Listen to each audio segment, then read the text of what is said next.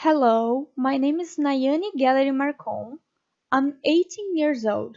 I'm from Criciúma, Brazil, and I'm very happy to teach you guys English.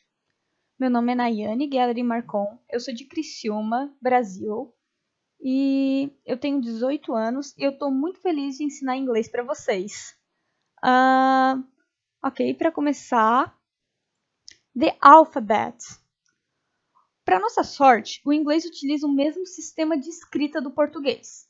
Diferente do japonês, do árabe, do russo, que tem aquelas letras estranhas, as letras do inglês são iguais do português. Em que sentido? Elas têm o mesmo formato do português, mas isso não quer dizer que a gente sabe o alfabeto em inglês.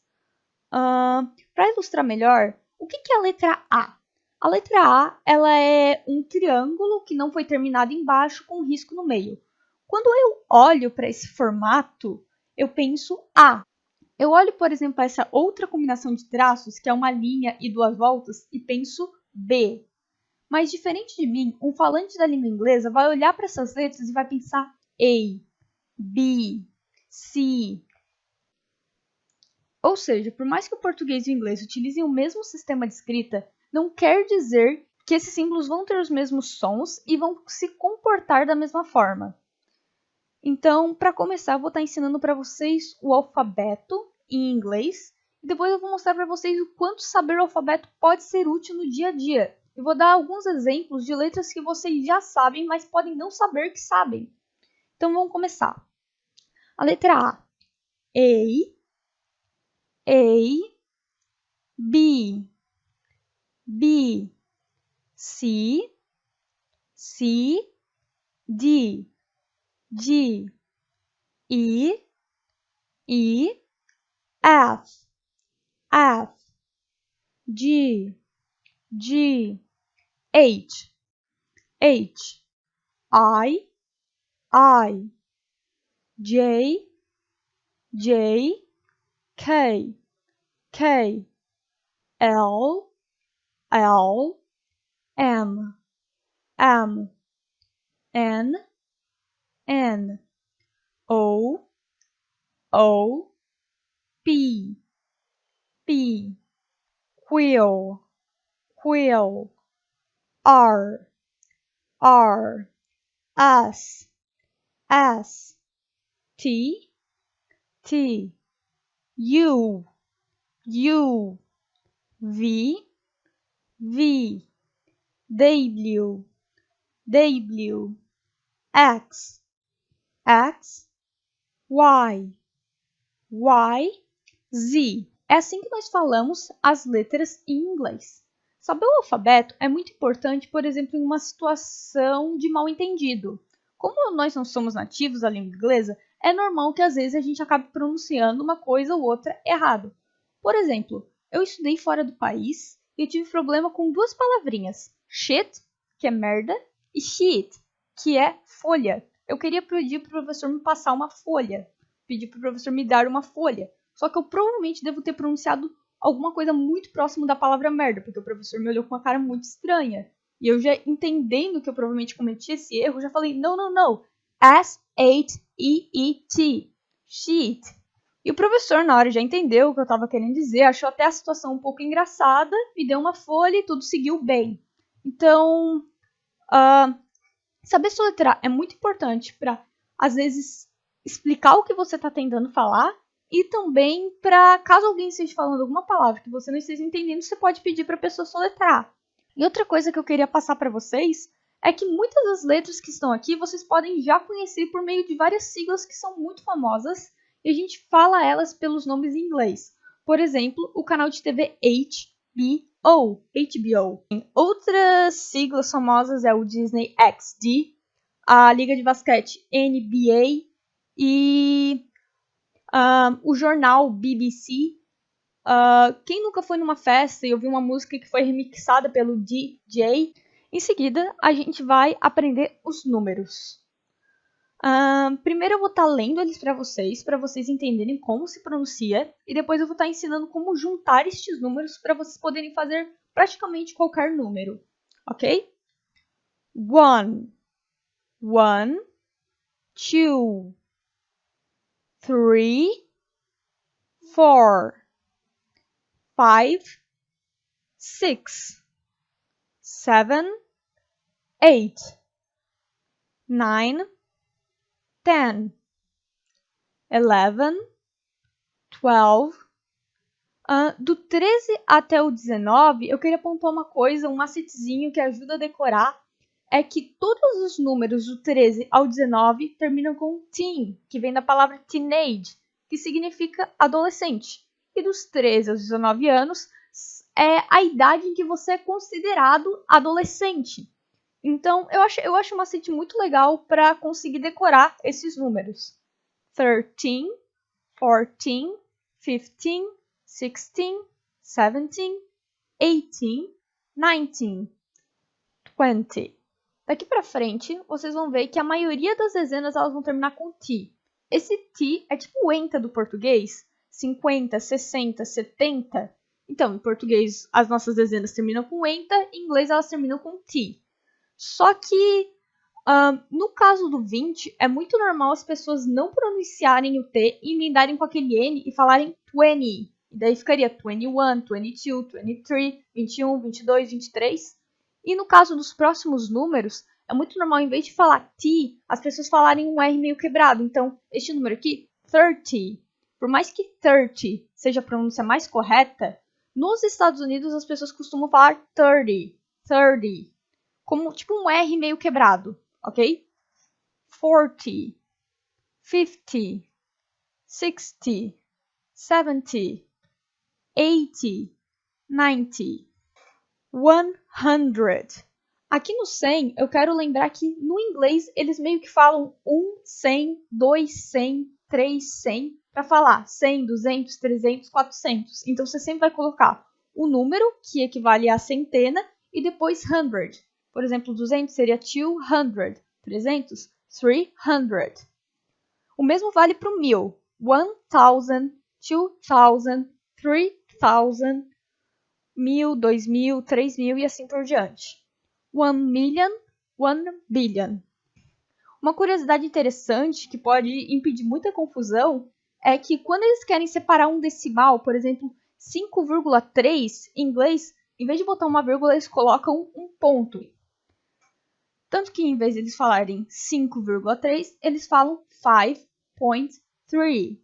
E outra coisa é que aqui eles estão separados por espaço, de 3 em 3, os números, para ficar mais fácil de visualizar, mas é muito normal também verem eles sendo separados por vírgula. É praticamente o contrário do que a gente faz. Eles utilizam ponto no lugar da vírgula e vírgula no lugar do ponto.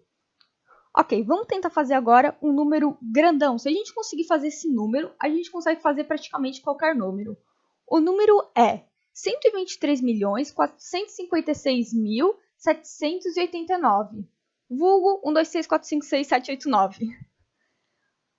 Para falar esse número em inglês, vamos quebrar ele em pedaços. Como é que a gente falaria 3? 3. 23, 23. 123, 123. 123 milhões, 123 million. 123 milhões, 456 mil. 123 million, 456,000. Agora, como é que falaria esse 789? 789. Agora, o número inteiro. 123 million, 456,789. É um número muito grande. Eu tenho dificuldade para falar ele em português, não se preocupe. É só para ter um exemplo mais completo. Se vocês conseguirem montar um número assim, vocês conseguem montar qualquer número, porque é literalmente só juntar os bloquinhos. Outra coisa sobre os números é que no português a gente fala 56. No inglês a gente não vai botar esse E entre dezena e unidade. Então a gente falaria apenas 56. Mas quando a gente for falar 156, depois do 100 a gente coloca E. Então entre centena e dezena a gente pode ou não colocar E. Esse E é opcional. E para falar em inglês é and. Então 156 ficaria 156. 56. Você pode ou não usar. No exemplo que eu dei maior eu não havia usado, mas caso apareça, eu gostaria que vocês soubessem o que é. Agora vamos para os subject pronouns. Quase toda frase em inglês que vocês lerem vai ter um subject pronoun. E o que é isso? É praticamente o eu, tu, ele, nós, vós, eles do português. Então vamos traduzir o que a gente tem aqui. I significa eu. O I é escrito apenas com um I maiúsculo. Mesmo estando no meio de uma frase, o I vai ser sempre representado por um I maiúsculo, ok? É uma regra, uma convenção da língua inglesa. You, você, he, ele, she, ela e esse it. Esse it pode ser traduzido como ele, ela ou isto. É o seguinte, no português, objetos possuem gênero feminino ou masculino. O sofá, a caneta, o lápis, a borracha. Porém, esse a e o no inglês viram apenas the sofa, the pencil, the pen, the eraser. Assim, no inglês não há sentido atribuir sexo a um objeto inanimado. Não podemos chamar o pencil de he ou a pen de she. E para resolver esse problema, a gente usa it. Pensa comigo, não faz sentido eu chamar um sofá de he, sendo que ele não tem nem piu-piu nem pepeca.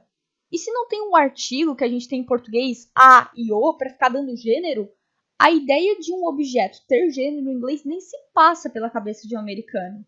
Então, o it é essencial para ter uma palavra para falar ele ou ela para um objeto que não tem sexo. Enfim, vamos seguir agora com os pronomes subjetivos no plural. Plural. We significa nós. You significa vocês. E they significa eles ou elas. O you, vocês podem ver que ele apareceu de novo aqui. O you, ele pode ser tanto você quanto vocês.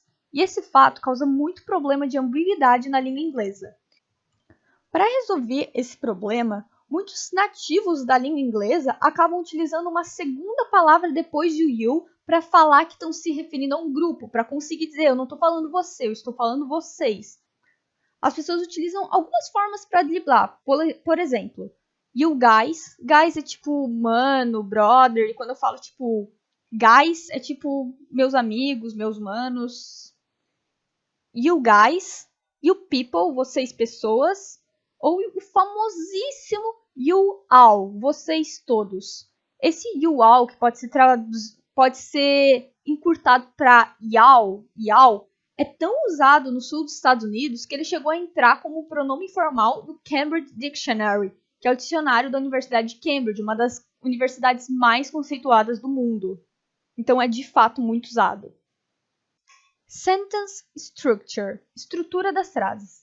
O inglês ele utiliza uma sequência muito parecida com o português, que seria subject, sujeito, verb, verbo, object, objeto. O verbo seria uma ação, como por exemplo, amar, estar, abrir, comer, to love, to be, to open, to eat. Já o sujeito é quem faz essa ação. I, Robert, Mary, they.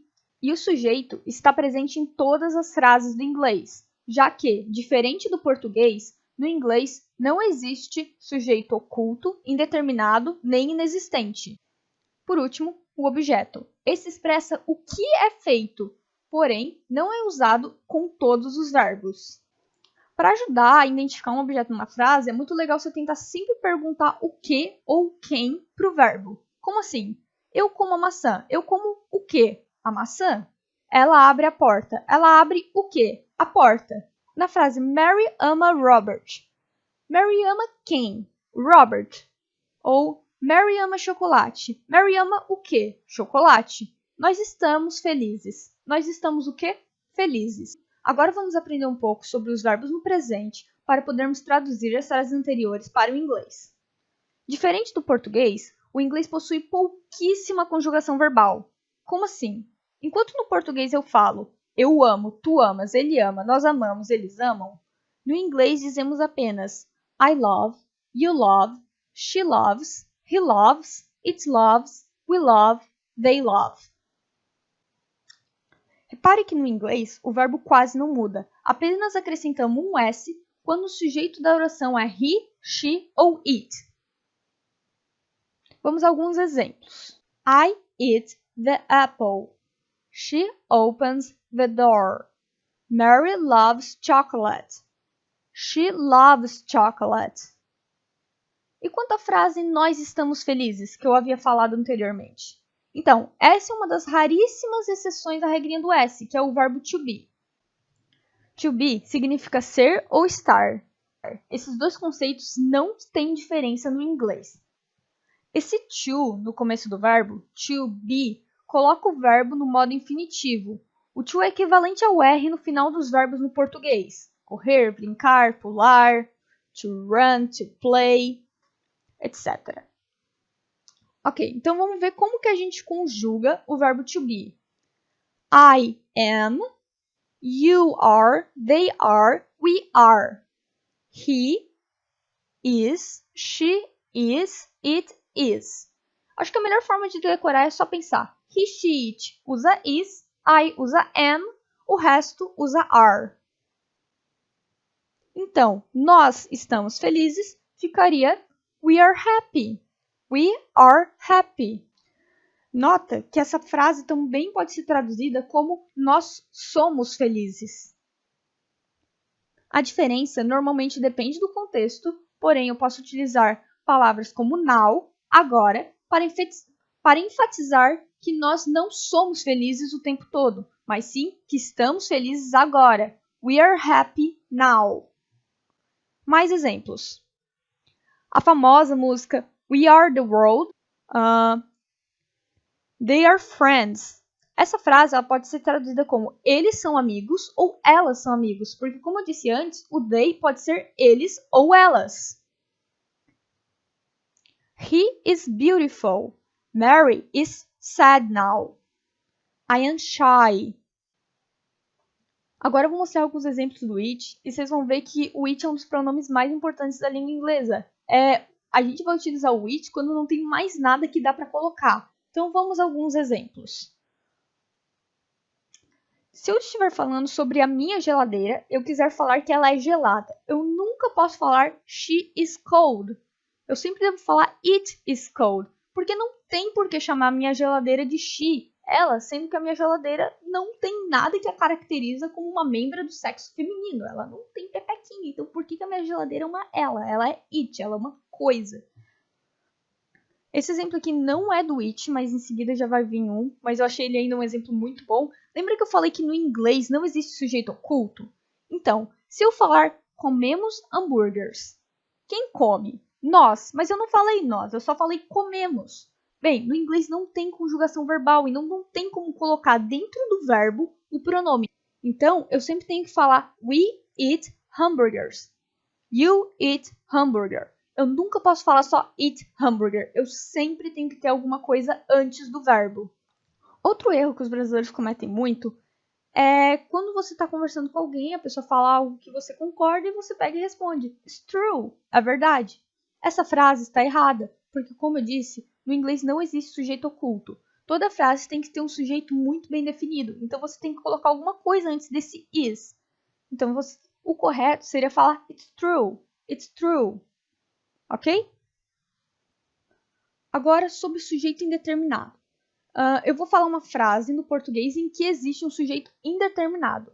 No casamento, normalmente se fica nervoso. Quem fica?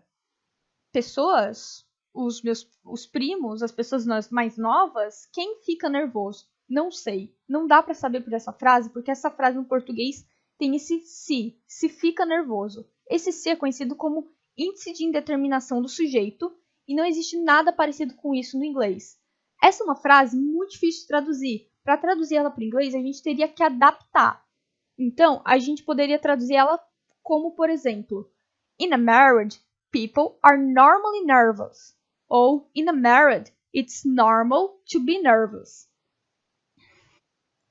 Percebam que eu estou sempre utilizando it is, porque eu não posso usar o is sozinho. Eu tenho que sempre colocar um sujeito nas frases. E por último, essas duas frases que têm relação com fenômenos da natureza. As frases são: está ensolarado hoje e está chovendo. Quem está chovendo? Quem é o sujeito na oração está chovendo? Ele está chovendo? Não faz sentido, só está chovendo, ali fora está chovendo. Mas quem chove? A natureza? Não existe um sujeito. Isso é um sujeito inexistente em português. A língua portuguesa admite que para fenômenos naturais não existe sujeito. Ninguém faz chover, só chove, simplesmente chove. Porém, no inglês, mesmo nessa situação, por mais que não faça necessariamente sentido, você precisa colocar o it. It is raining. It is sunny today. Então, assim, mesmo em situações que parece que não dá para traduzir com it, você pode colocar ele sem medo, porque colocar o is sozinho em todas as situações do inglês é um erro na certa. Você nunca vai ter uma frase sem sujeito. E esse é o fim da nossa aula. Eu recomendo que vocês reassistam com muita atenção essa videoaula. Voltem quando vocês quiserem.